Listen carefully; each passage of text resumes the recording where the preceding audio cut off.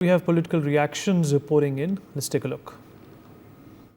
देखिए, मोटे तौर पे मेरी बहुत सारे लोगों से बात हुई। लोग सुप्रीम कोर्ट के फैसले से भी बहुत ज़्यादा खुश नहीं हैं, क्योंकि जब काउंसलिंग ही हो जाएगी, लोगों को सीट एलोकेशन ही हो जाएगा, तो अगर नीट के अंदर गड़बड़ियां भी पाई जाएंगी तो आप उसको वापस नहीं कर सकते। दूसरी बात, जब इतने बड़े लेवल पे गड़बड़ी हुई है तो इसमें भ्रष्टाचार जरूर हुआ होगा।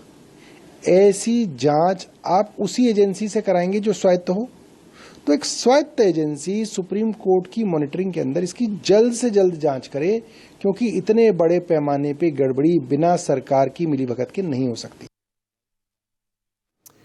All right, well, the NEET controversy, of course, has shaken up the entire nation. There have been complaints throughout the country in multiple courts about the way the NEET examination was carried out and the way a number of students were given full marks, all India record marks, I beg your pardon, getting 720 out of 720, which is a rarity in this kind of an examination. The NEET exam, of course, are conducted to check the acumen of those who are aspiring to be doctors in the future. Aditya, my colleague, is joining us live at this point in time. Aditya, NEET exam को लेकर जो विद्यार्थी हैं उनमें तो तनाव है ही, पर साथ ही साथ अब ये एक राजनीतिक और सियासी मुद्दा भी बनता जा रहा है। केंद्र सरकार पर विपक्ष ताने कस रहा है और कह रहा है कि जिस तरीके से ये ढील ली गई है कुछ लोगों को मार्क्स देने में, उसकी एक सीबीआई इंक्वायरी हो।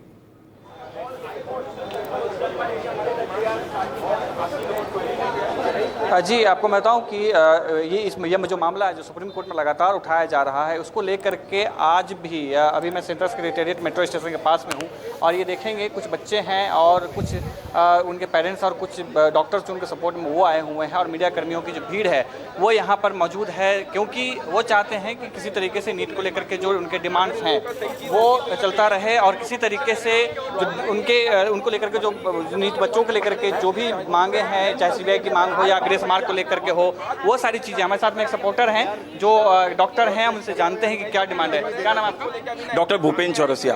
तो क्या डिमांड है? सर, हमारी डिमांड है, आज हम लोग अपना ज्ञापन जो है मंत्री साहब को देने जा रहे हैं। हमारी 3 डिमांड है। सबसे पहले ये जो एग्जाम है ये फिर से होना चाहिए 24 लाख लोगों के लिए। दूसरा है एनटीए पे इमीडिएटली सीबीआई जांच हो, ये जो सारी चीज एनटीए घेरे में है। तीसरा ये है कि ये एग्जाम ट्रांसपेरेंट तरीके से किया जाए, क्योंकि गोधरा पुलिस ने कुछ ऐसे तख्तों को पकड़ा है जिसमें यह पाया गया है कि 60 लाख रुपए कैश मिले और उनने एनटीए को ऑलरेडी लिखा हुआ है कि कुछ धांधली हो रही, बट एनटीए बिल्कुल चुप बैठा हुआ है। धर्मेंद्र प्रधान जी से मैं कहूंगा कि यह मुद्दा जो है आम आदमी का मुद्दा है, 24 लाख परिवारों का मुद्दा है। आप इनिशिएटिव लें और एनटीए पर जांच बैठाएं। अगर वो दूध के दूल्हे हैं तो पता चल जाएगा सीबीआई इंक्वायरी में कि अगर उनने कुछ गलत नहीं किया तो क्लीन चिट दे दीजिए। आप भी सपोर्ट में आए हैं? हाँ, तो क्या नाम है आपका? विक्रम नाम है मेरा। क्या चाहते हैं, कैसे, क्यों आए? बच्चों को इंसाफ चाहिए, बस इंसाफ चाहिए। तो क्या प्लान है आज का? क्या प्लान है आज का? प्लान कुछ नहीं है, बस ये अपना ज्ञापन देना उनको अंदर बस मंत्री साहब को, और इसके अलावा कुछ नहीं। बस कितने लोगों का यहाँ पे अभी आ रहे हैं? 25-30 लोग हैं अभी आ रहे हैं। हाँ जी, मेट्रो से आ रहे हैं। तो ये आप सुन रहे हैं कि 25-30 बच्चों का जो जमावड़ा है वो यहाँ पर होना है। कुछ बच्चे भी हैं, लगातार यहाँ पर डिमांड कर रहे हैं।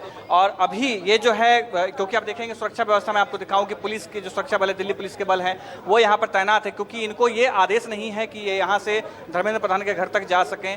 कुछ बच्चों, हालांकि मेरी बात हुई तो बच्चों का जिद है कि यहाँ से वो जाएंगे। हम कोशिश करेंगे किसी और बच्चे से भी बात करने की और जानने की आखिर उनकी इच्छा क्या, उनकी डिमांड क्या है। लगातार बच्चों की भीड़ जो है वो यहाँ पर जो है लगातार आ रही है और हम जानते हैं कुछ बच्चों से भी कि किस तरीके से क्या डिमांड है उनकी।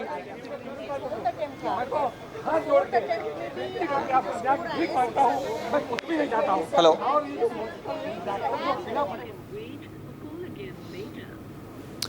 आदित्य, अब सुप्रीम कोर्ट ने ये कोशिश एक तरह से जाहिर कर दी है कि जितने भी ये देश भर में जो प्लीज़ फाइल की गई हैं, जो याचिका दर्ज की गई हैं, उनको कंसोलिडेट करके कहीं ना कहीं एकत्रित किया जाए। 23 जून को रीनीट की भी बात चल रही है, पर कुछ ऐसे भी विद्यार्थी हैं जो इस परिश्रम से, नेशनल टेस्टिंग एजेंसी का जो परिश्रम है इस गलती को सुधारने का, उससे संतुष्ट नहीं है।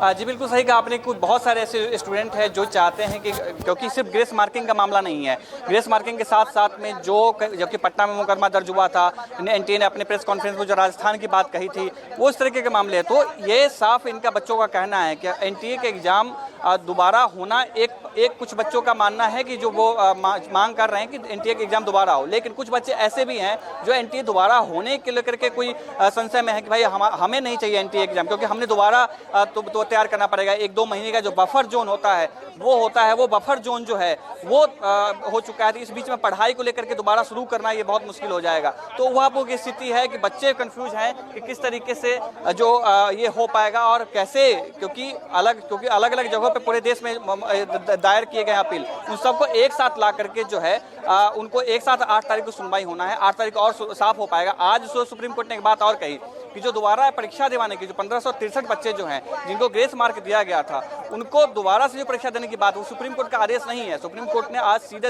इस बात को सबके सामने में रखा, नकारा इस बात को। ये एनटीए का फैसला था कि इस तरीके से जो है किया जा सके।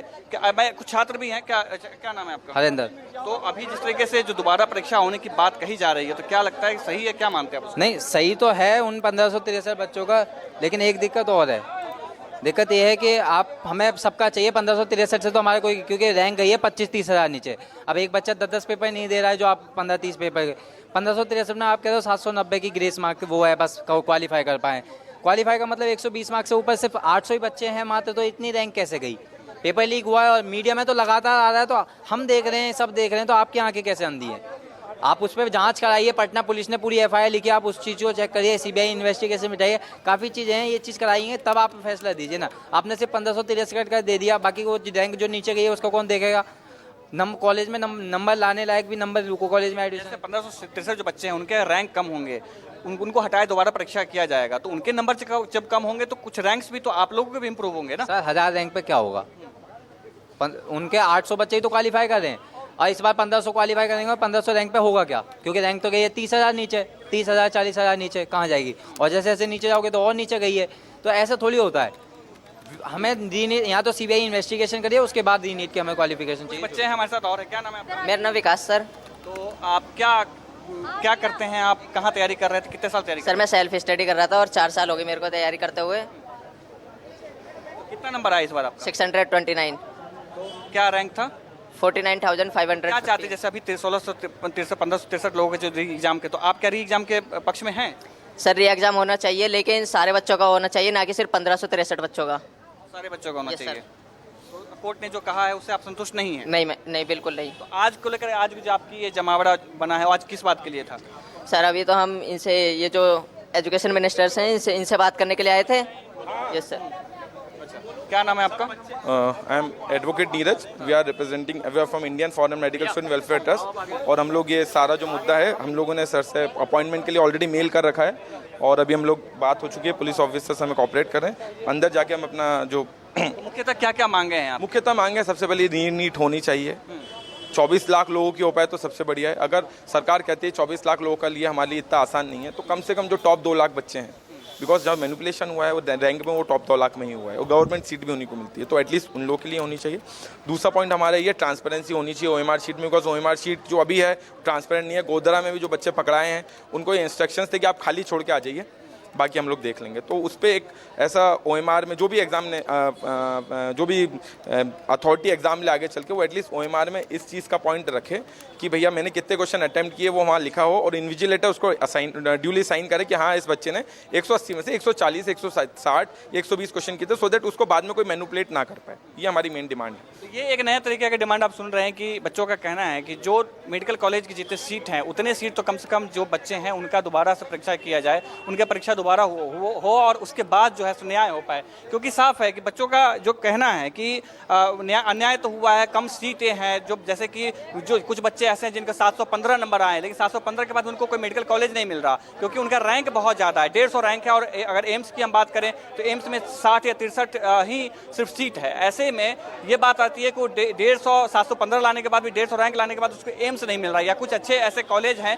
जो नहीं मिल रहे। तो ये साफ स्थिति है कि कुछ बच्चों का डिमांड है है कि दोबारा परीक्षा कराया जाए, कुछ बच्चों का डिमांड है कि सीबीआई जांच हो। इस तरीके के अलग अलग जो मामले हैं देश के अलग अलग हिस्सों से ये उठ रहे हैं। उसके बाद जो है सुप्रीम कोर्ट ने इस बात को संज्ञान में लिया है, इस बात को पीएल को, सारे पीएल को बताया कि वो 8 तारीख को दोबारा इसकी सुनवाई करेगा। जी।